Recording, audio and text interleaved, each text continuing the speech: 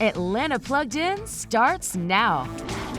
September is National Preparedness Month, so safety expert and spy girl Emily Brandwin is here to share some important information about preparing for any storm or emergency.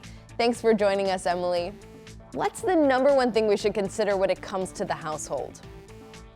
Think power, because it's the first thing that we lose when a disaster hits. You want to keep the lights on, all the devices powered up to weather any emergency. With EcoFlow's Delta Portable Power Station, it provides power anywhere, anytime you need it. It's solar powered, so it can simultaneously charge up to 13 devices, and not just devices, it's also home appliances and workshop tools, and they can recharge from 0 to 80% in an hour when being recharged.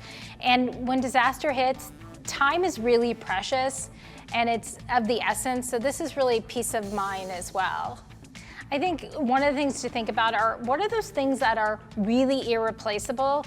And that's photos and documents. And families can really stay ahead of a natural disaster and keep those irreplaceable photos and those records safe with Epson's Fast Photo FF680W wireless scanner. It can scan thousands of photos as fast as 1 per second, and not just the front of the photo, but the back.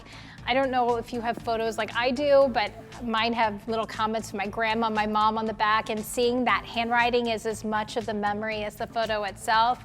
You can upload them to the cloud and share it with your family, no matter where they live, and it makes you feel a little bit more connected, because we're so disconnected now because the world's just a little bit crazy. But also because it's National Preparedness Month, be prepared, know where all those important documents are and scan them, digitize them. So it's your car title, your life insurance, your home insurance policy, your wedding license, your driver's license, all those important documents that would be super difficult and really just a pain to have to replace. Keep them digitized and they're organized. So hopefully you'll never need to access it, but if you do, you know exactly where they are. Before we go, do you have any other tips to help us stay prepared? Absolutely. It's old school, but it works. Make sure you have a first aid kit, but not just one, have two. Have one in your car, one at home, but also make sure it's current. So every 4 or 6 months, go through it, make sure all the medicine is up to date, throw out anything that's expired. And if you've borrowed from your first aid kit, make sure you replenish it, because if disaster hits, you want to be able to use and access your first aid kit.